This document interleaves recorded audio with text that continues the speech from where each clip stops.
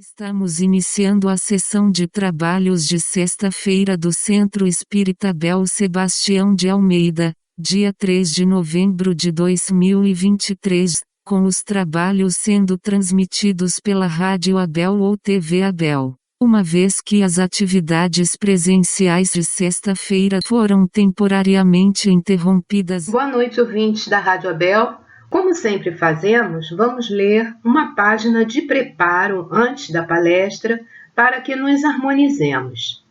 Essa página foi retirada do livro Emmanuel, pelo Espírito Emmanuel, e pela psicografia de Francisco Cândido Xavier.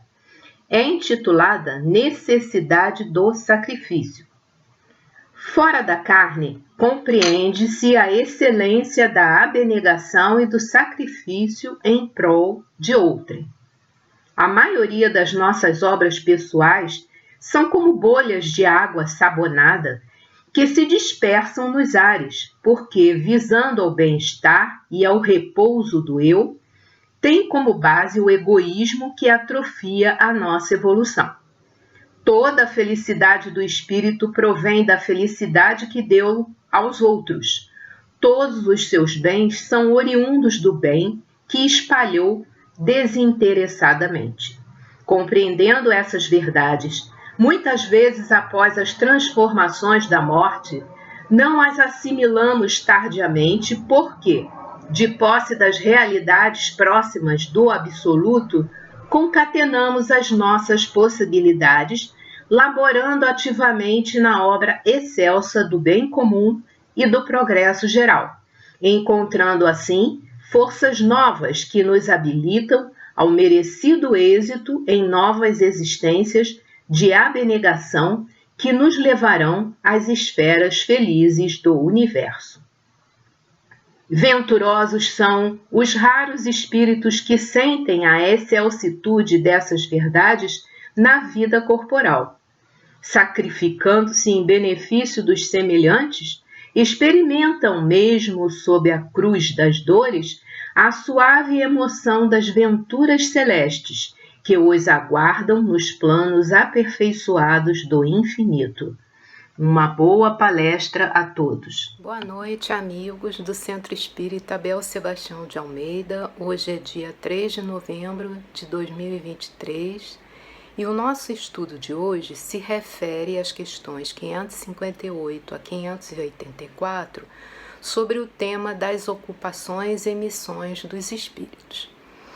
Na questão 558, Kardec pergunta: alguma outra coisa incumbe aos espíritos fazer que não seja melhorarem-se pessoalmente? E os espíritos respondem: concorrem para a harmonia do universo, executando as vontades de Deus, cujos ministros eles são.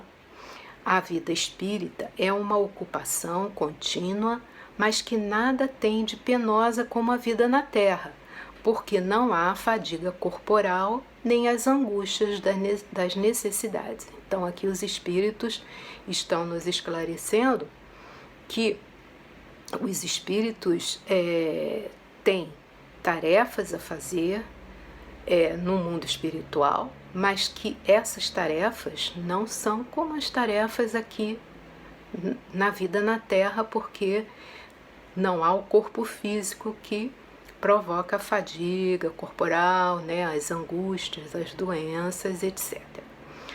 E aí no livro, estudando o Livro dos Espíritos, Ana Maria Spranger e Djalma Santos, eles dizem que os espíritos se ocupam da sua evolução, oferecem seu trabalho para a coletividade de espíritos, cuidam da natureza que nos envolve para que a Terra possa evoluir também.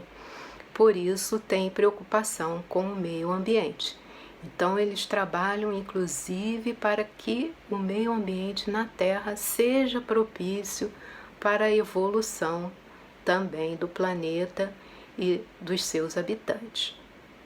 Na questão 559, Kardec pergunta: também desempenham função útil no universo os espíritos inferiores e imperfeitos? E os espíritos respondem: todos têm deveres a cumprir. Para a construção de um edifício não concorre tanto o último dos serventes de pedreiro como o arquiteto? E Ana Maria e Djalma comentam que o trabalho dos espíritos inferiores é tão importante quanto dos superiores. Assim como acontece na Terra, na construção de uma ponte, por exemplo, o pedreiro e seu ajudante são tão importantes quanto o engenheiro. No plano espiritual, todos os espíritos, mesmo os inferiores, são aproveitados nas diversas missões a cumprir. Então, todos os espíritos trabalham, têm missões a cumprir, desempenham a sua tarefa de acordo com a sua capacidade. Na questão 560, Kardec pergunta: tem atribuições especiais cada espírito? E os espíritos respondem: todos temos que habitar toda parte e adquirir conhecimento de todas as coisas, presidindo sucessivamente ao que se efetua em todos os pontos do universo. Mas, como diz o Eclesiastes, há tempo para tudo.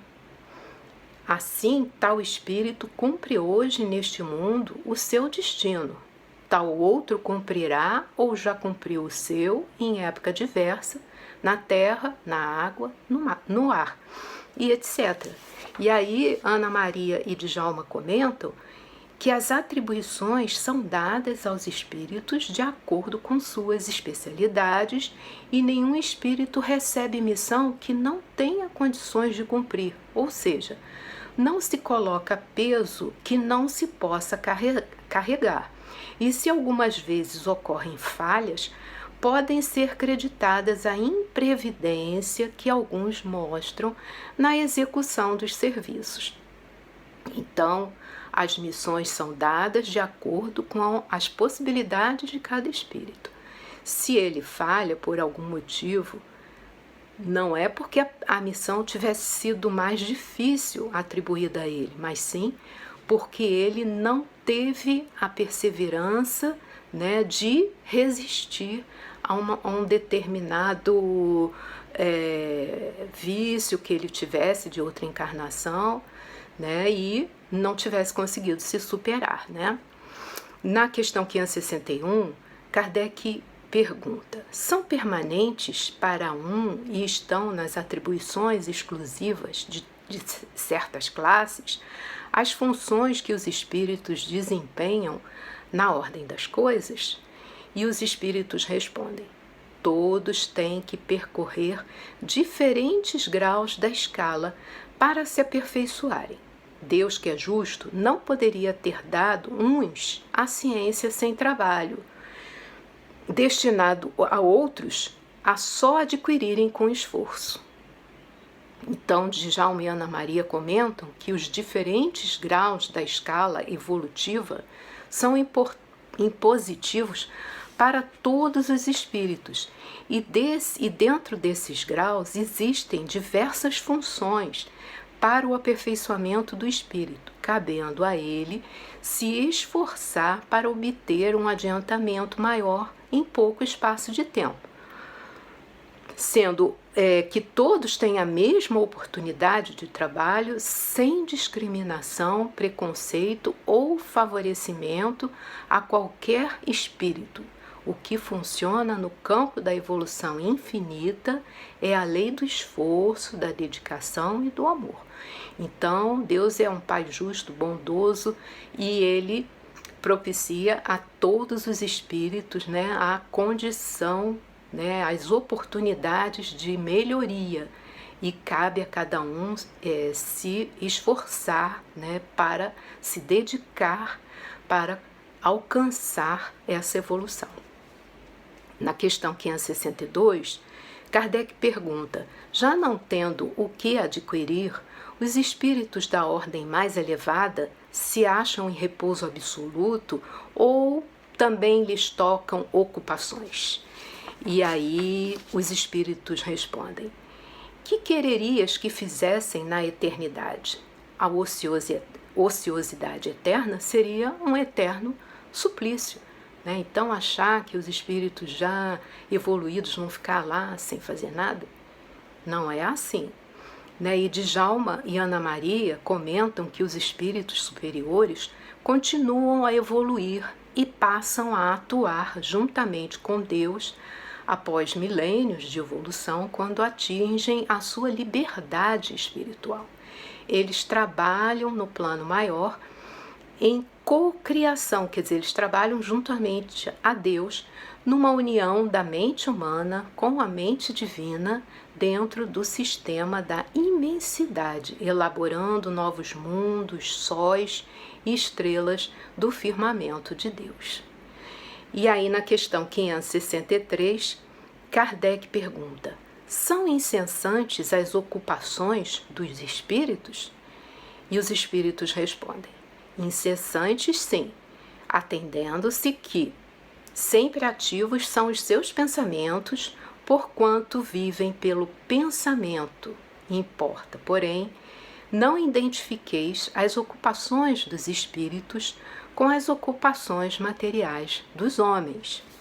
Essa mesma atividade lhes constitui um gozo pela consciência que têm de ser úteis. Então, as ocupações dos espíritos mais evoluídos, elas não têm semelhança, né, com as nossas atividades, né, no corpo de carne. Elas são diferentes, como eles explicaram na questão anterior.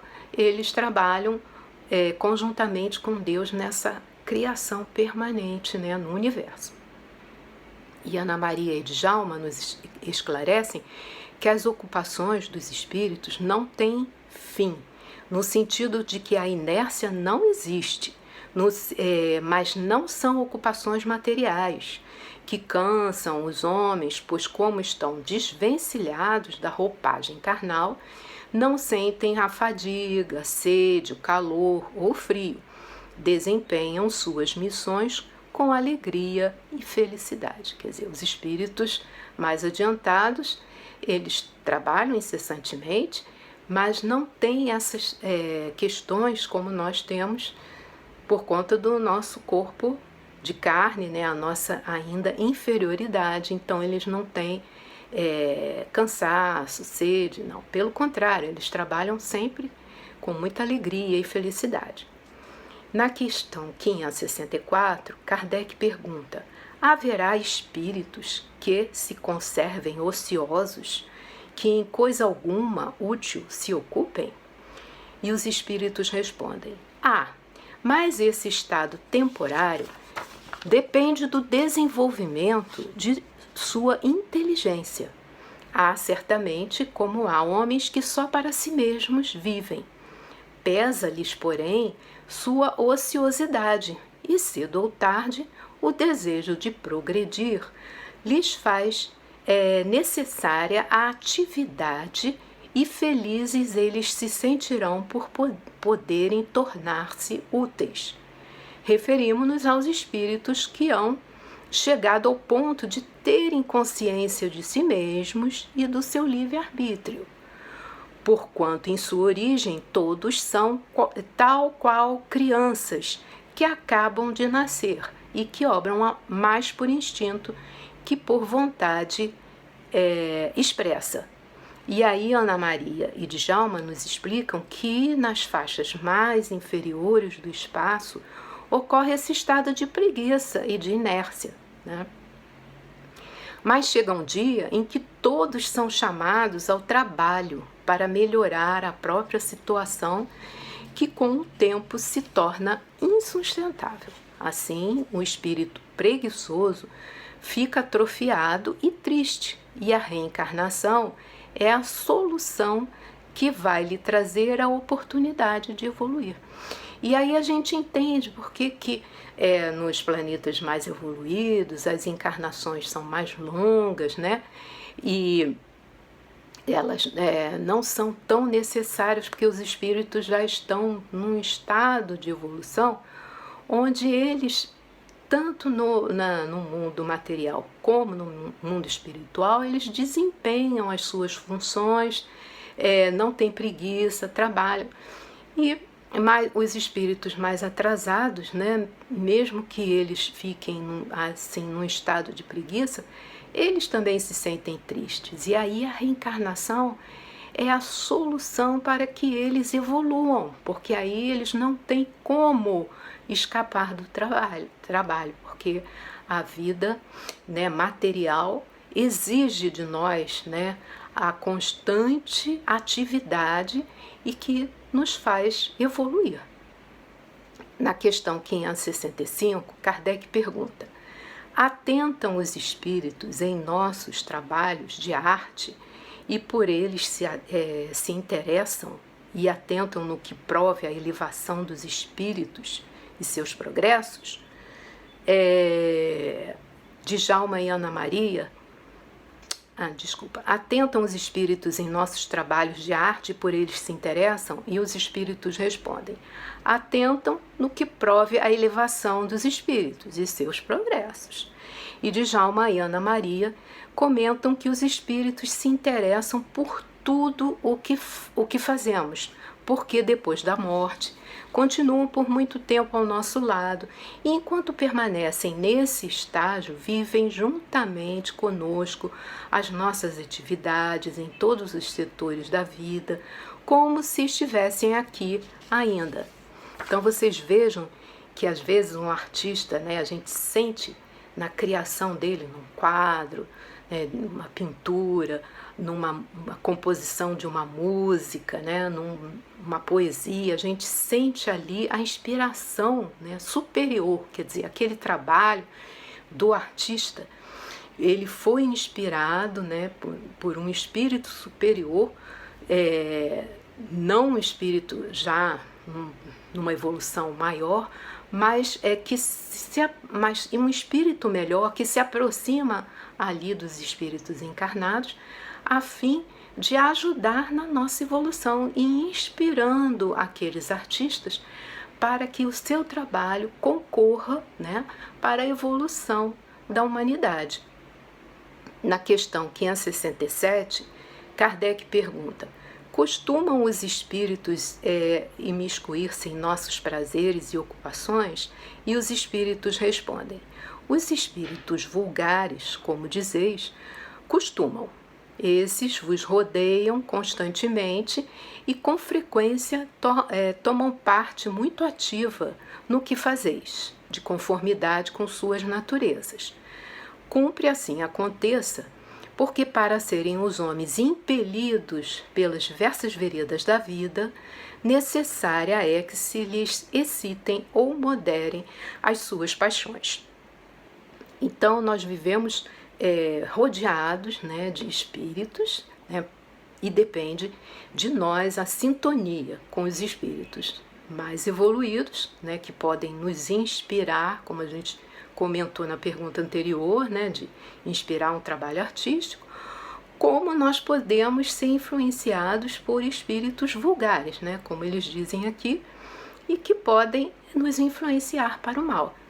E aí Djalma e Ana Maria comentam que os espíritos amigos e benfeitores, eles se ocupam em nos influenciar para o bem e para o belo, exortando-nos a encontrar o caminho do bem.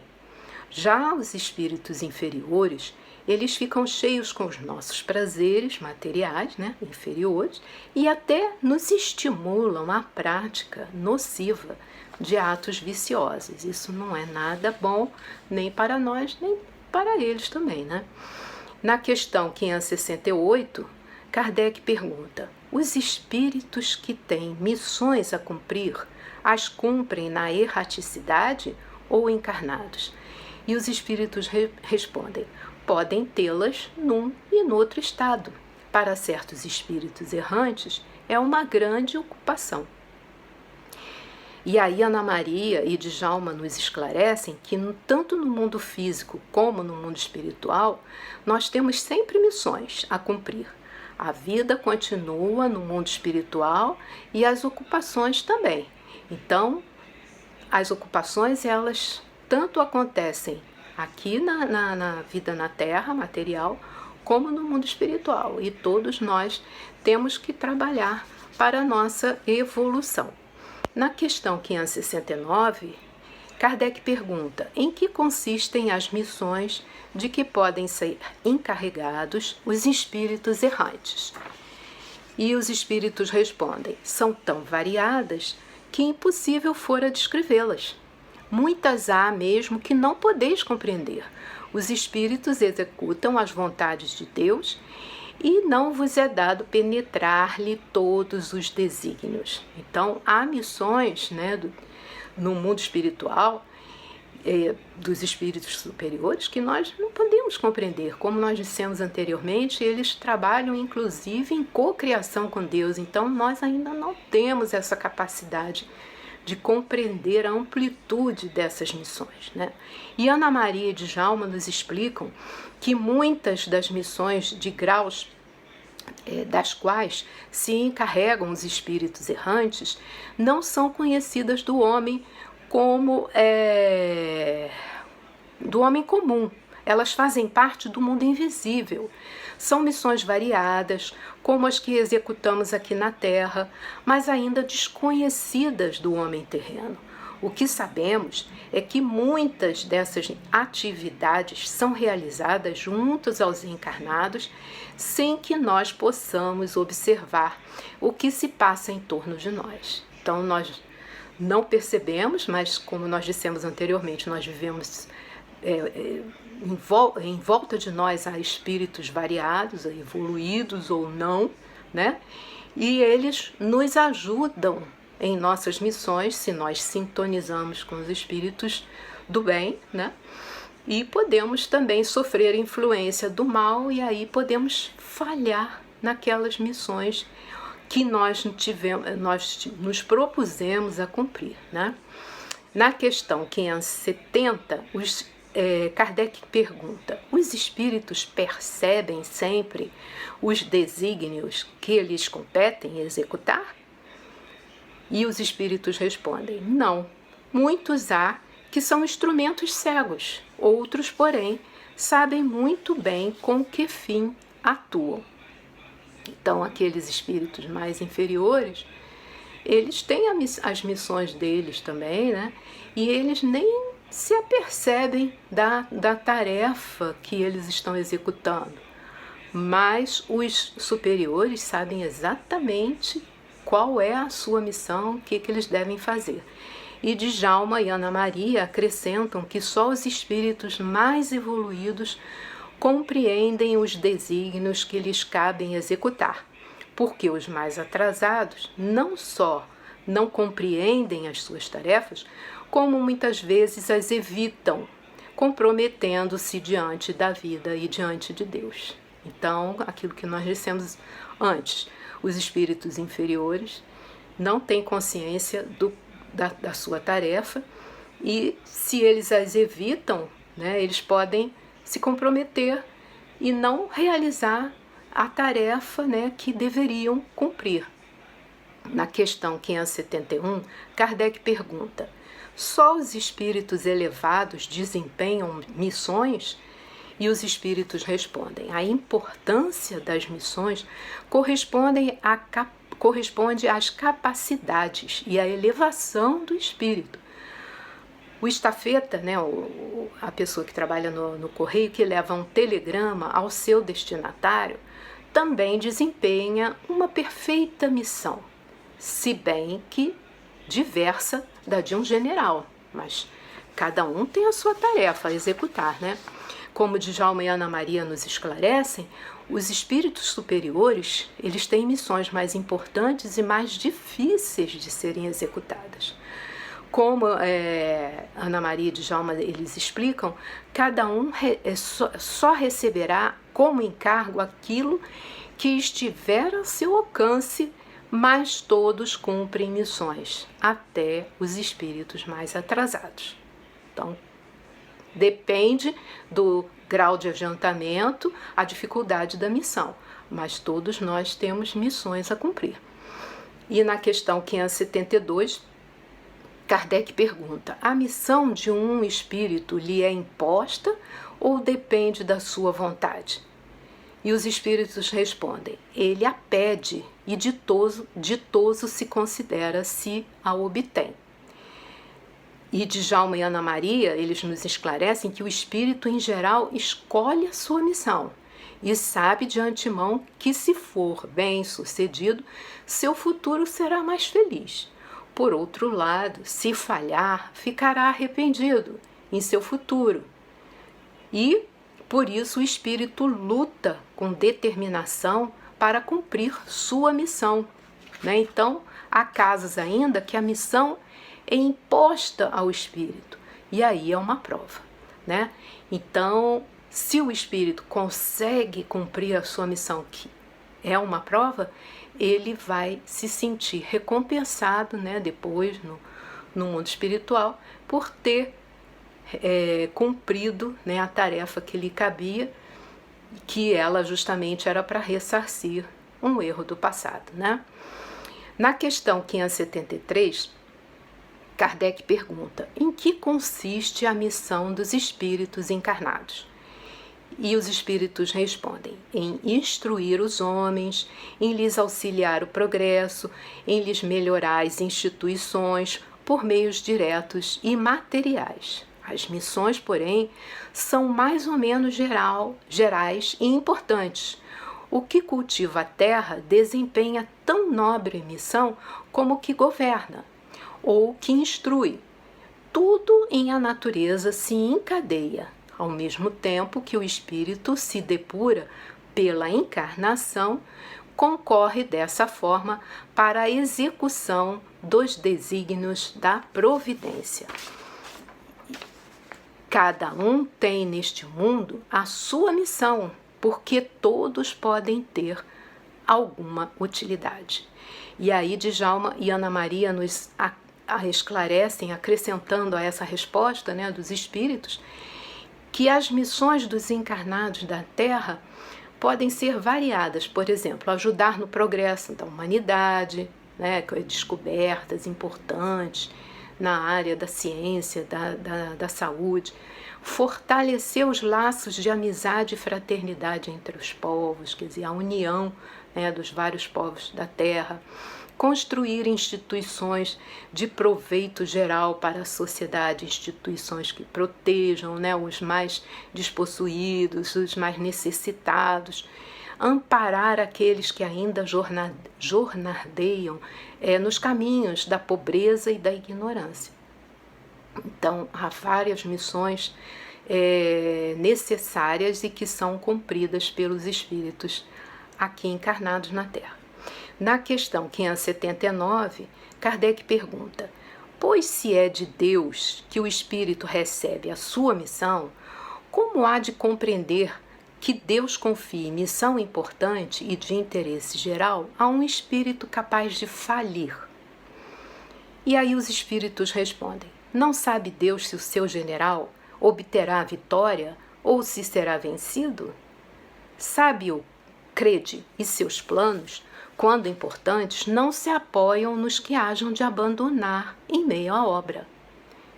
Toda questão para vós está no conhecimento que Deus tem do futuro, mas que não vos é concedido. Então Deus sabe exatamente aquele a quem Ele entrega uma missão importante, que Ele sabe que não vai falhar, né? E para outros, a missão pode ser difícil, mas é uma prova. Então, se ele conseguir vencer, ele vai ter muita felicidade por ter se superado, né, numa missão tão difícil. E Ana Maria e Djalma explicam que as missões fazem parte da evolução dos espíritos. E é exatamente nesse contexto de vitórias e de derrotas que o espírito constrói a sua iluminação, a sua iluminação íntima, e para isso ele precisa ser testado em todas as situações, cabendo a Deus a observação no íntimo de cada um, mesmo porque muitas derrotas são vitórias e muitas vitórias são verdadeiras derrotas, né? Então, porque do ponto de vista material, né, às vezes a gente se acha uma pessoa muito bem sucedida, que conquistou muitos sucessos, muitas conquistas materiais, né, dinheiro, poder. E isso, no mundo espiritual, não vai significar uma vitória realmente. Enquanto que aquele outro que passou por grandes provações, né? Que venceu doenças difíceis, que venceu dificuldades materiais, né? E isso aí, né, no final da sua caminhada vai significar para ele uma verdadeira vitória por ele ter sido perseverante e ter vencido esses desafios. Na questão 580, Kardec pergunta: o espírito que encarna para desempenhar determinada missão tem apreensões idênticas às de outro que o faz por provação? E os espíritos respondem: não, porque traz a experiência adquirida. Então, aquele que já alcançou, né, uma evolução espiritual, ele reencarna com uma missão, mas ele não tem aquela apreensão, aquele medo de falhar, porque ele já tem uma experiência, já tem um grau evolutivo que lhe permite ter mais segurança. E aí Ana Maria e Djalma explicam que o espírito que reencarna para cumprir determinada missão tem o seu roteiro diferente do espírito que cumpre essa tarefa por provação. Quem se candidata como voluntário para cumprir uma missão vai executá-la com carinho e devoção, enquanto a quem foi obrigado pelas circunstâncias muitas vezes se revolta contra o trabalho a fazer, atrasando em muito a sua marcha evolutiva. Então, aquele espírito mais evoluído que recebe uma missão, né, ele tem mais experiência, ele consegue cumprir essa missão com sucesso, e quando essa missão é uma prova para um espírito mais atrasado, se ele não aceitar com humildade essas dificuldades da missão, ele vai atrasar a sua evolução, né? Ele não vai ter sucesso e não vai alcançar a felicidade verdadeira do progresso espiritual. Após a desencarnação, ele vai se sentir arrependido, né? Na questão 581, Kardec pergunta: certamente desempenham missão os homens que servem de faróis ao gênero humano, que o iluminam com a luz do gênio. Entre eles, porém, alguns há que se enganam, que de par com grandes verdades propagam grandes erros. Como se deve considerar a missão desses homens? E os espíritos respondem: como falseados por eles próprios. Estão abaixo da tarefa que tomaram sobre os ombros, contudo, mister se faz em levar em conta as circunstâncias. Os homens de gênio têm que falar de acordo com as épocas em que vivem, e assim um ensinamento que pareceu errôneo ou pueril numa época adiantada pode ter sido o que convinha no século em que foi divulgado, né? Então, muitas vezes nós, no nosso ponto de vista atual, nós encaramos uma missão anterior como uma coisa assim pueril, né? Mas naquela época foi uma descoberta e tanto, né? Então, por exemplo, a descoberta do tratamento, né, para tumores, que hoje em dia é mais controlado, né, para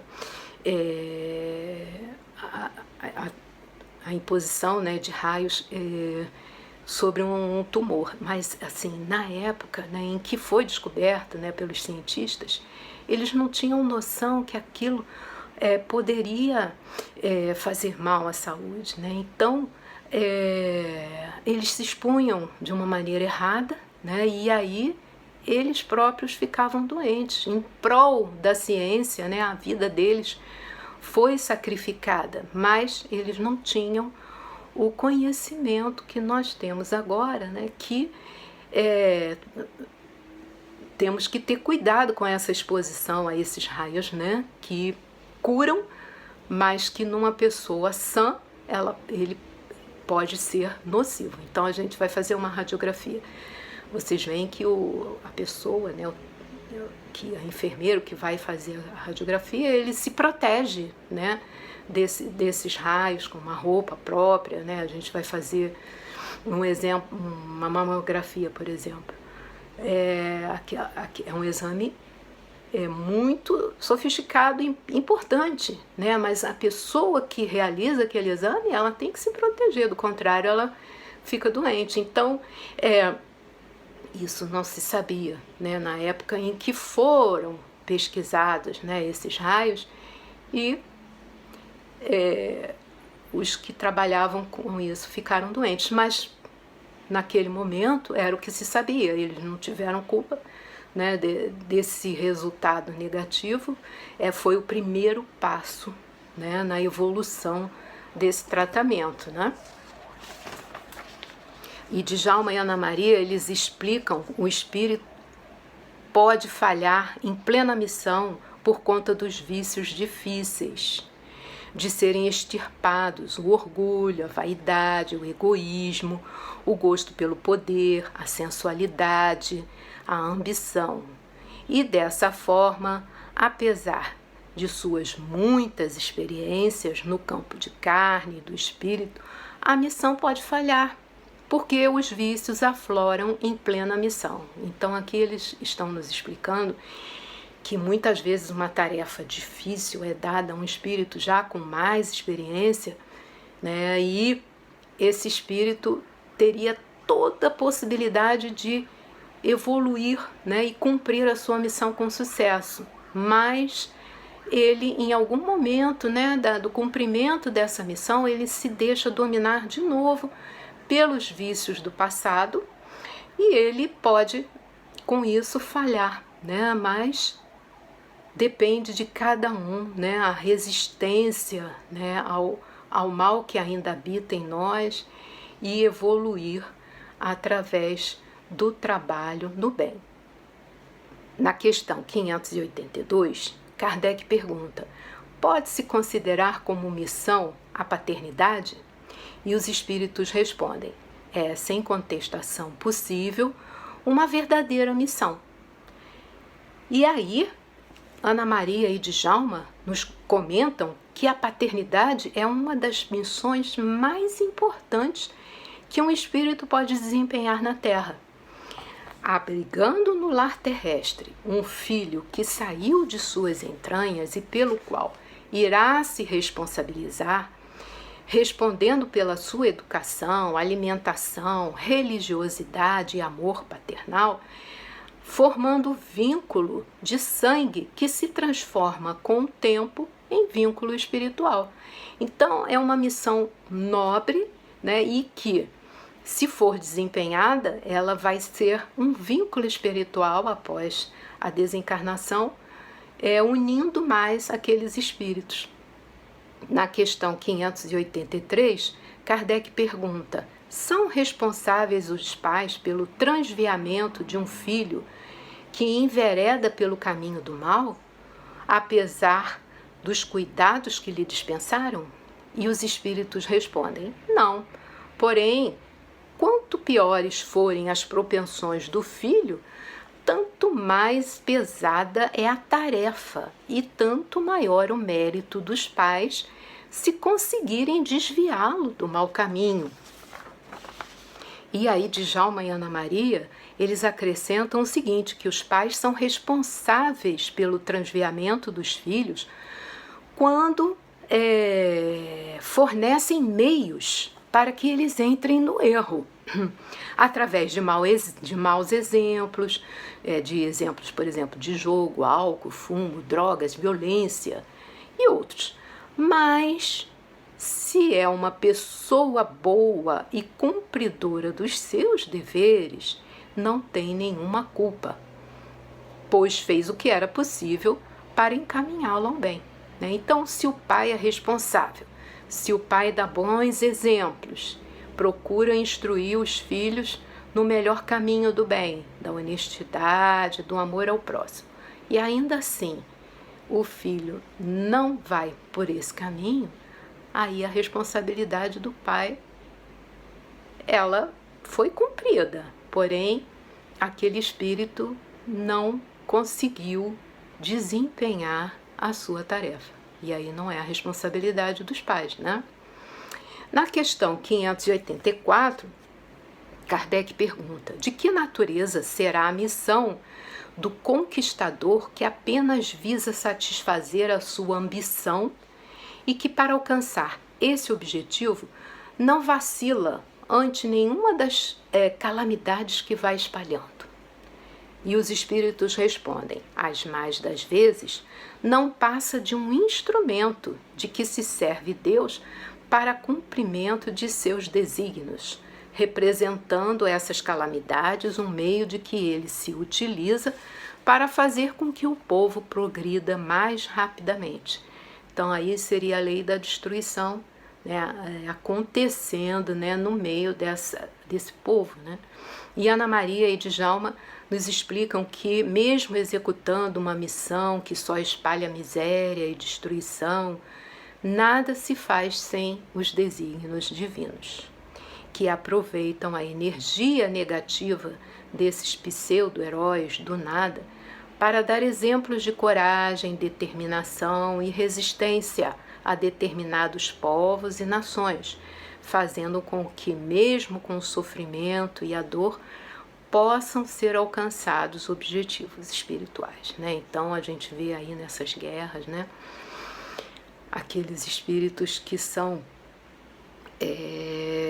que passam, né, por essas provas, né, de ter que aceitar, né, na Ucrânia, por exemplo, uma invasão, né, e destruição da sua população, do seu ambiente, né, e, claro, houve uma atuação, né, de um espírito